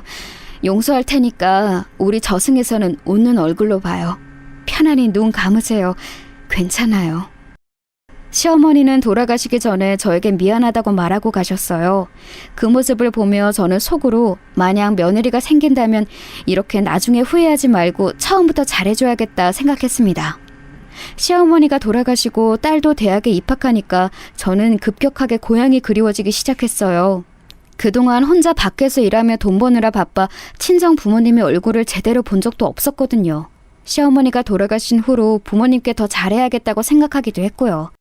그래서 남편에게 진지하게 고향에 내려가고 싶다고 했더니 남편은 특유의 성격답게 그러자고 하더라고요. 뭐라고? 어머머, 이게 무슨 반가운 소리야? 그럼 최서방하고 같이 내려오는 거야? 아예 내려온다고? 아이고, 살다 보니까 이런 일도 생기네. 엄마랑 아빠는 너무 좋지. 우리 딸 얼굴 보는 게 무슨 연예인 보는 것처럼 힘들었는데. 아니, 근데 그러면 애들은? 서울집은 어떡해? 서울에 있는 이 집은 그대로 두고 남편하고 내려가서 새로 집 얻어야지. 애들이 대학생이라 이 집을 팔면 애들이 잘 곳이 없어. 여기 생활 정리하고 전화 또 할게. 그럼 그때까지 조금만 기다려요. 저는 그렇게 서울에 있는 미용실을 정리하기 시작했어요. 오래 일해서 단골이 대부분이었는데 참 시원섭섭하더라고요. 그래도 고향에 내려가는 거라 기분이 좋았습니다. 엄마한테 말한 것처럼 서울에 있는 집은 아이들의 통학을 위해 두고 내려가기로 결정했어요. 그 집은 제가 미용실을 운영하며 열심히 번 돈으로 제 명의로 매매한 집이었습니다. 아들과 딸이 둘 다 집과 가까운 대학을 다녔기 때문에 저와 남편만 내려갔죠. 저랑 재민이는 걱정하지 말아요. 우리가 뭐 유치원생도 아니고 대학생인데. 엄마, 그동안 너무 고생 많았어요. 내려가서 또 일만 하지 말고 좀 쉬고 그래. 맞아. 엄마 일하느라 지금도 무릎 안 좋은데 괜히 가서 또 일해서 더 안 좋아지면 어떡해? 외가 쪽에는 제대로 된 대학병원도 없잖아. 괜히 일하다 무릎 더 상하지 말고 적당히 일해. 내가 감시하러 갈 거야. 알겠어. 내가 다른 복은 없어도 우리 자식들 복은 확실하네. 엄마 생각해줘서 고마워. 그래도 엄마가 주말이나 시간 나면 계속 올라와서 집안일도 해주고 할 테니까 둘이 잘 살아. 무슨 일 생기면 바로 전화하고, 알겠지? 그렇게 자식들은 서울에, 남편과 저는 친정지역에서 살기 시작했어요. 원래 가족들은 떨어지면 더 애틋해진다는 거 아시나요? 적당한 거리감이 생기니 자식들과 사이가 더 좋아졌어요. 원래도 자식들과의 관계는 좋았는데 더 화목해졌죠. 친정 부모님 옆으로 내려오고는 작게 미용실을 하나 열었는데 서울에서 일하는 것처럼 죽어라 몸을 갈아 일하지는 않았어요. 적당히 생활비를 버는 정도로만 일했습니다. 어느새 시간이 흐르고 갑자기 딸이 저와 남편을 찾아와서 말했어요. 그래서 나는 결혼하고 미국으로 갈 거야. 이 사람하고 결혼할 줄은 몰랐는데 이 사람 아니면 나 안 될 것 같아. 케빈이 박사과정을 미국에서 해야 하니까 거기서 나도 대학원 다니고 졸업하면 아예 자리 잡을래. 아휴, 재민아, 엄마 너무 당황스럽긴 하다. 우리 딸이 어린 나이에 결혼하는 것도 당황스러운데 사위가 미국인... 그래 뭐 너가 좋으면 좋은 거지. 그렇긴 한데 여보, 당신도 뭐 말이라도 해봐요. 본인들이 좋다는데 뭘 어째. 그래, 딸아, 축하한다. 이 양반아, 그게 끝이야? 애지중지 키운 딸이 미국 가서 아예 자리 잡고 산다는데 말이 그게 다야? 아휴. 엄마 왜 그래? 아빠 성격 엄마도 알면서.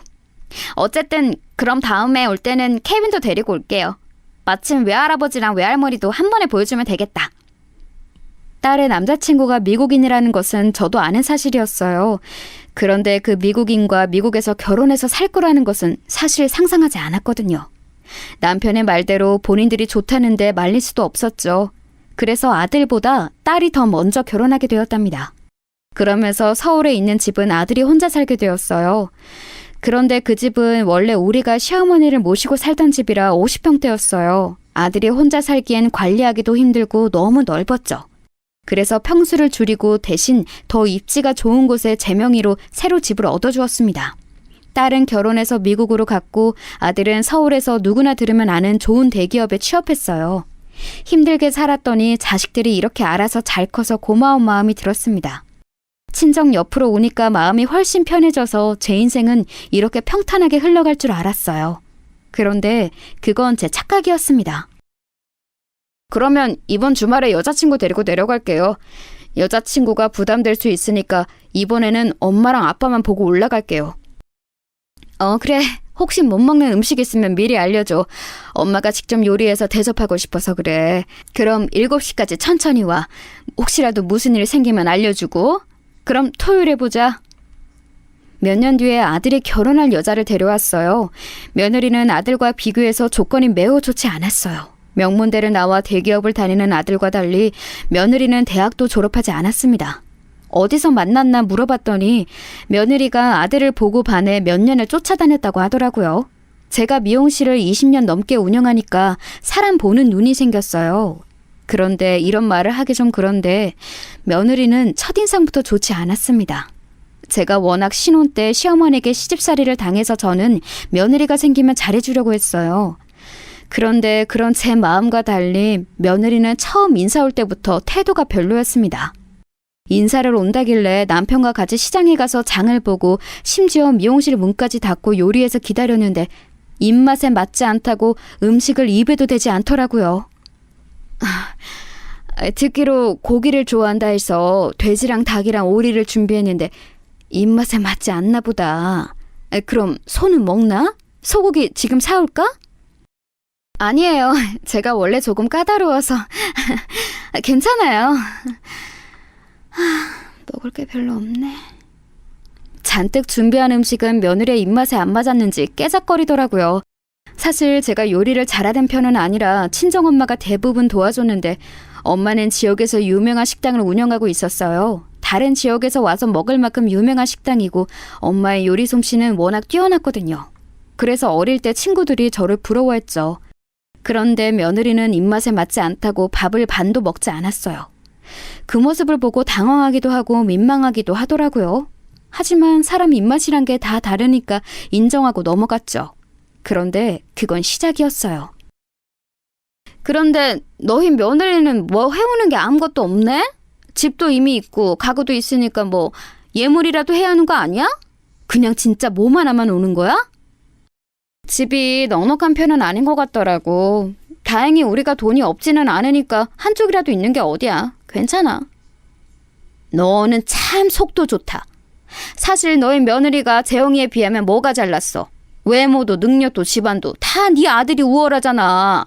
뭐가 부족해서 그런 사람하고 결혼을 시켜?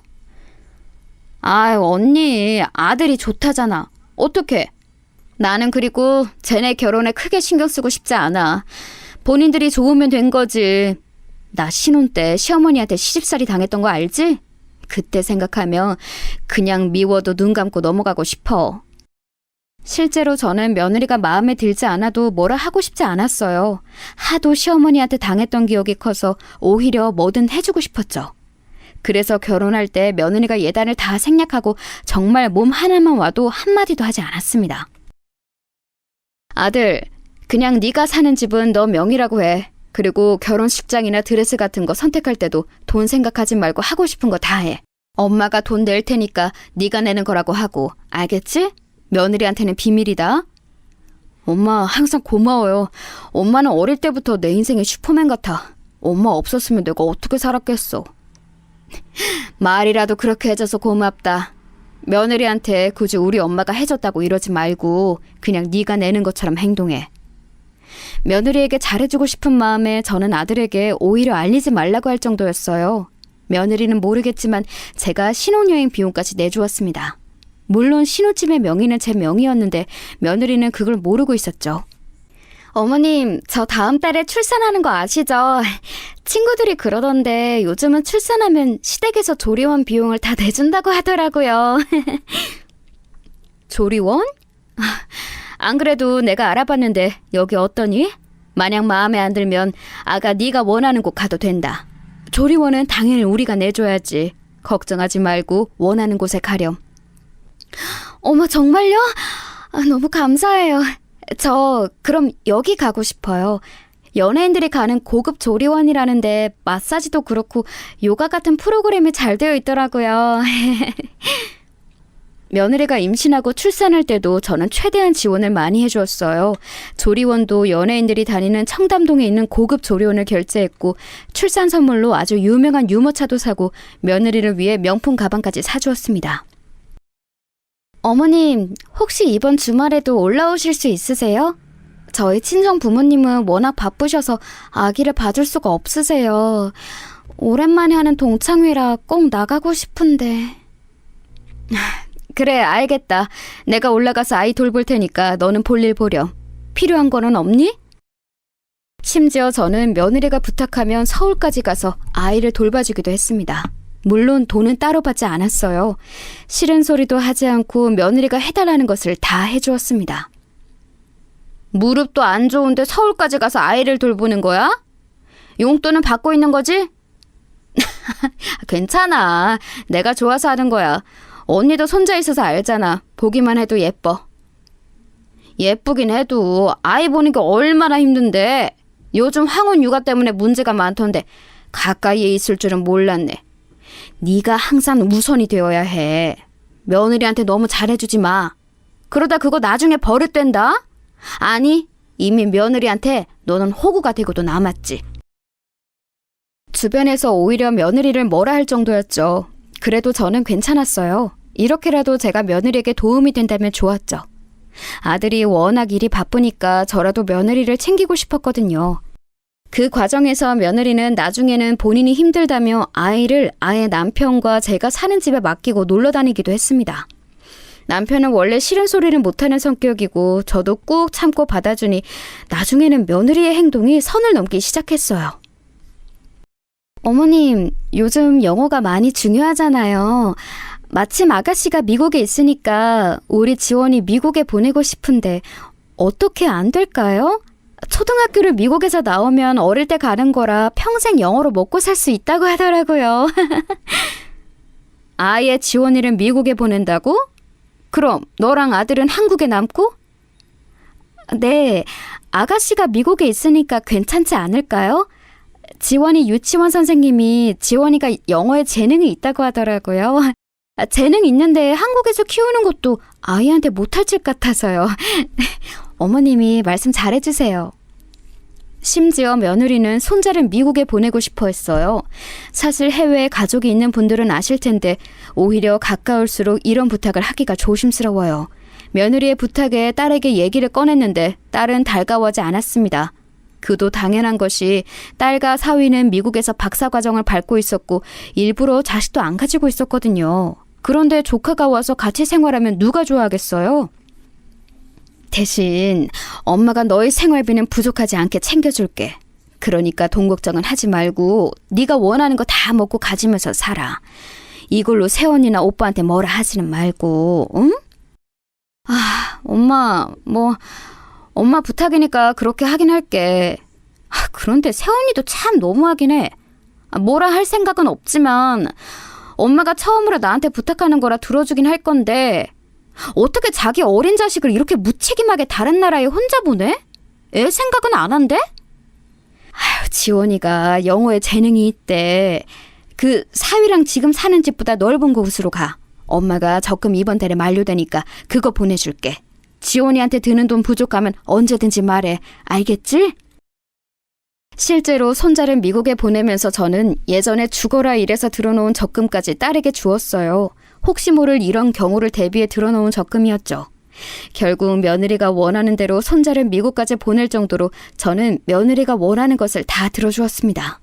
이런 행동은 시어머니처럼 행동하지 말아야겠다는 마음과 동시에 워낙 자식들을 키우며 제가 바빴잖아요. 그래서 그때 들었던 미안한 마음을 만회하고 싶은 마음도 있었어요. 해줄 수 있는 것은 다 해주었습니다.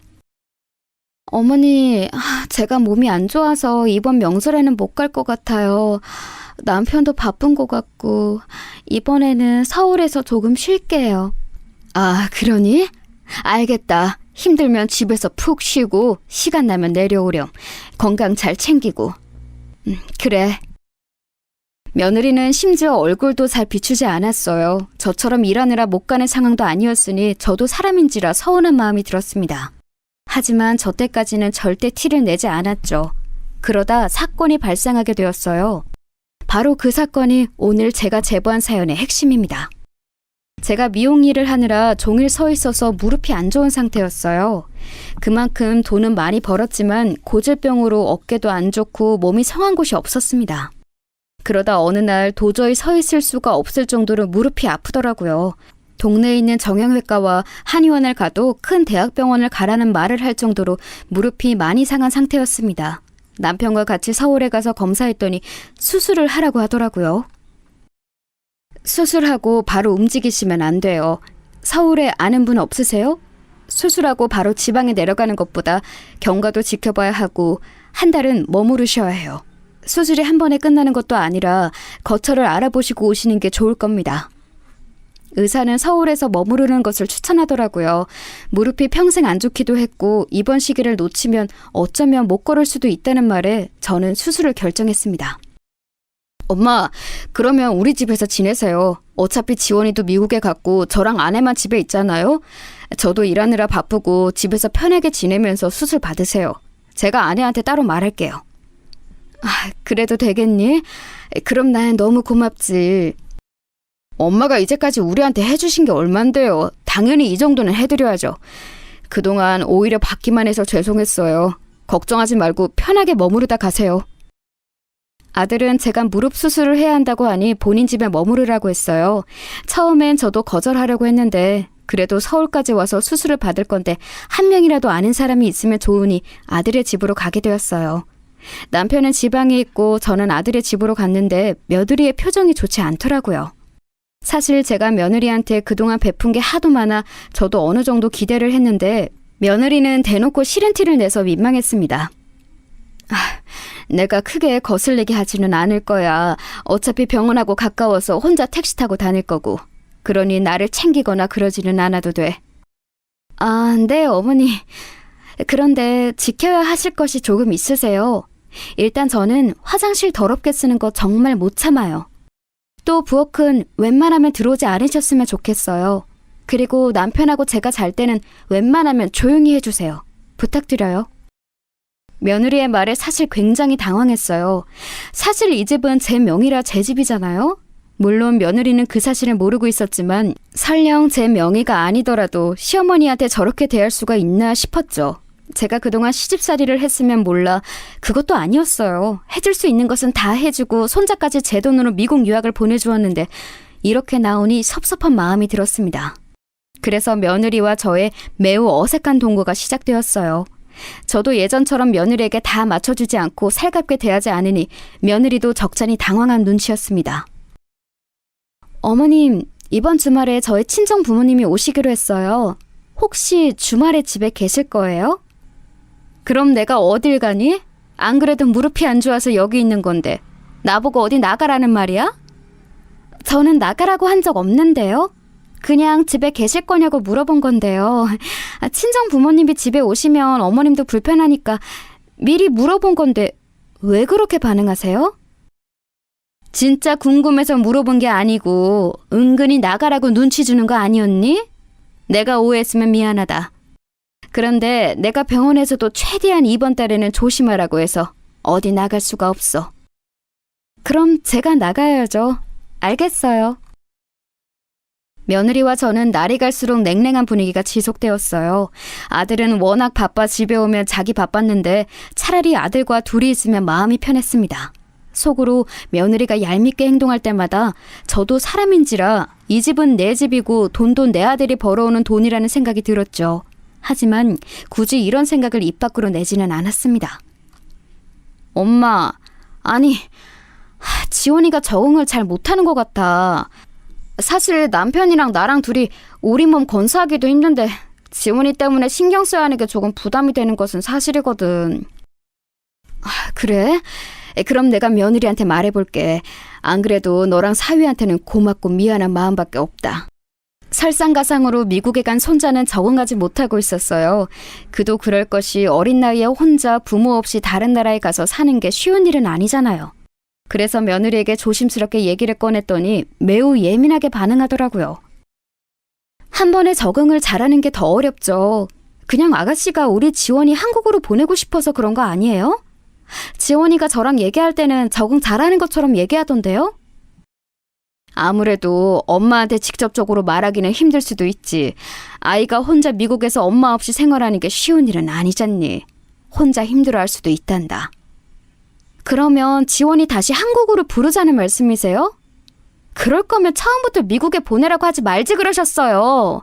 겨우 가서 적응하려고 하니까 다시 데리고 오고 아이 정서에도 좋지 않아요. 일부러 그러는 게 아니고 지원이 때문에 딸하고 사이가 불편하니까. 아휴, 알겠다. 며느리가 너무 예민하게 반응해서 결국 손자는 미국에 그대로 머무르게 되었습니다. 이 사건 이후로 며느리는 더 저에게 쌀쌀맞게 대하기 시작했어요. 그러다 사건이 하나 발생했는데 제가 무릎 수술을 무사히 마치고 집에 내려갈 준비를 할 때였어요. 마침 수술의 경과가 좋아 약속한 한 달이 지나자 바로 내려가게 될 정도로 상태가 좋은 편이었죠.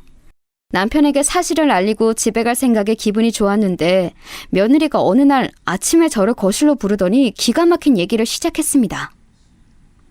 어머니, 이번 주말에 내려가시죠. 그동안 고생하셨어요. 이거는 어머니가 우리 집에 한 달간 계실 동안 쓰셨던 내역이에요. 간병비랑 생활비, 기타 등등 다 합쳐서 저한테 1,000만 원 주시면 돼요. 뭐? 이게 뭐니? 설명을 자세히 해봐. 지금 나한테 1,000만 원을 너한테 주라는 말이야? 제가 그동안 어머님 집에 계실 때 청소랑 빨래도 배로 하고 요리도 더 하고 쓴 시간과 돈을 계산해봤어요. 그랬더니 이 정도 나오더라고요. 사실 돈이 더 들었을 텐데 그래도 어머님이니까 1,000만 원으로 계산할게요. 순간 저는 피가 식는 기분이 들었습니다. 그동안 며느리가 아들과 결혼하고 제가 며느리에게 선물을 준 돈만 해도 1,000만 원보다 훨씬 많은 돈이 들어왔거든요. 당장 며느리가 사는 이 집만 해도 제 명이었죠. 이 밖에도 며느리 생일이라고 주었던 명품 가방이나 각종 용돈, 그리고 손자 유학비까지 생각하니 괘씸해서 열이 오르기 시작했습니다. 사람이 참으니까 호구로 봐도 너무 심한 호구로 보더라고요. 이게 진짜 참으니까 내가 호구로 보여? 1,000만 원? 내가 그동안 너한테 준 돈이 얼만데 이걸 나한테 요구해? 네가 지금 제정신이니? 제정신 맞고요. 어머님이 머무르면서 제가 쓴 시간과 돈은요? 저도 할 만큼 했잖아요. 그리고 그렇게 받는 것을 원하면서 주신 건 줄은 몰랐네요. 그렇게 따지면 이 집은 내 명이야. 너 내 집에서 당장 나가. 그동안 참고 참았는데 해도 너무하네. 청구서? 이게 무슨 망언이야? 너 딱 기다려. 내가 결혼하고 쓴 돈들 다 청구할 거야. 네? 지금 뭐라고 하셨어요? 이 집이 어머님 명의라고요? 일부러 아들한테 알리지 말라고 했는데 네가 괘씸하게 이렇게 나올 줄은 몰랐지. 이건 내 집이야. 1,000만 원이 아니고 너는 나한테 몇 억을 줘야 해. 지금 줄 거 아니면 당장 나가. 경찰에 신고해서 주거 침입죄로 쫓겨나기 싫으면 당장 나가. 며느리는 믿을 수 없다는 표정을 지었어요. 경악한 표정으로 다급하게 아들에게 전화를 걸더라고요. 저는 순간 욱하는 마음에 온몸이 부들부들 떨리기 시작했죠. 아들과 전화를 끊은 며느리는 굉장히 당황한 얼굴이더라고요. 청구서? 너 말 잘했다. 그러면 네 아들 미국 유학하며 쓴 돈 얼만지 알아? 그거랑 네가 내 집에서 산 기간의 금액, 또 내가 너한테 준 명품 가방과 각종 용돈들 다 청구할 테니까 그렇게 알아. 어머님, 죄송해요. 제가 잘못 생각했어요. 그냥 제가 잘못 생각했던 거예요. 죄송해요. 며느리는 급기야 울며 저에게 빌기 시작했어요. 저는 아랑곳하지 않고 아들에게 전화해서 상황을 알렸습니다. 내가 내 집에서 머무르는 것도 이렇게 눈치를 봐야 하는 거니? 한 달 집에 있었다고 나한테 청구서를 내미는 미친 며느리를. 나는 둘 생각 없다. 너도 짐 싸서 오늘 안에 네 아내 데리고 나가. 미국에 있는 네 아들도 한국으로 보낼 테니까 알아서 해라. 어머님, 죄송해요. 제가 잘못했어요. 아들에게 전화해서 따지니 며느리는 제 바지가랑이를 붙잡고 빌기 시작했어요. 저는 그런 며느리가 꼴도 보기 싫더라고요. 며느리를 이끌고 대문 밖으로 끌고 나갔어요. 엄마, 제가 죄송해요. 저도 아내가 저렇게 엄마한테 미친 짓을 할 줄은 몰랐어요. 죄송해요. 제 앞에서는 항상 엄마한테 잘하는 척 연기해서 이렇게 행동할 줄은 전혀 몰랐어요. 아들도 전화로 저한테 계속 죄송하다고 하고 며느리는 문 밖에서 한참을 죄송하다고 하더라고요. 그렇게 저는 아들이 퇴근할 때까지 며느리를 집에 들어오지 못하게 막았습니다. 퇴근한 아들과 들어온 며느리는 저에게 무릎 꿇고 사정하기 시작했어요. 당신 제정신이야? 우리 엄마가 그동안 당신한테 해준 게 얼만데 사람이 이래도 되는 거야? 나는 당신이 이런 사람인 줄 몰랐어. 이럴 거면 이혼해. 아니야, 내가 잘못했어. 어머님, 제가 죄송해요. 제가 다 잘못했어요. 저 다시는 안 그럴게요. 한 번만 봐주세요. 그동안 내 앞에서는 그렇게 우리 엄마한테 잘하는 척 하더니 그게 다 가식이었다는 거잖아. 나 소름 끼쳐. 어떻게 이럴 수가 있어? 여보, 진짜 오해야. 어머님, 제가 진짜 잘못했어요. 저 이혼당하면 못 살아요. 제발 봐주세요. 어머님, 제발요. 아들이 이혼하자는 얘기를 꺼내자 며느리는 더 납작 엎드려서 빌기 시작했습니다. 마음 같아서는 그대로 이혼시키고 제가 며느리에게 베푼 돈을 다 받고 싶었어요. 하지만 아들을 보니 마음이 또 약해지더라고요. 그리고 무엇보다 손자가 걸리더라고요. 미국에서 공부하느라 정신 없을 텐데 부모가 이혼하면 어쩌겠어요. 결국 지금은 이혼 상태는 아닌데 며느리가 한 번만 더 선을 넘으면 언제든 이혼하기로 한 상태입니다.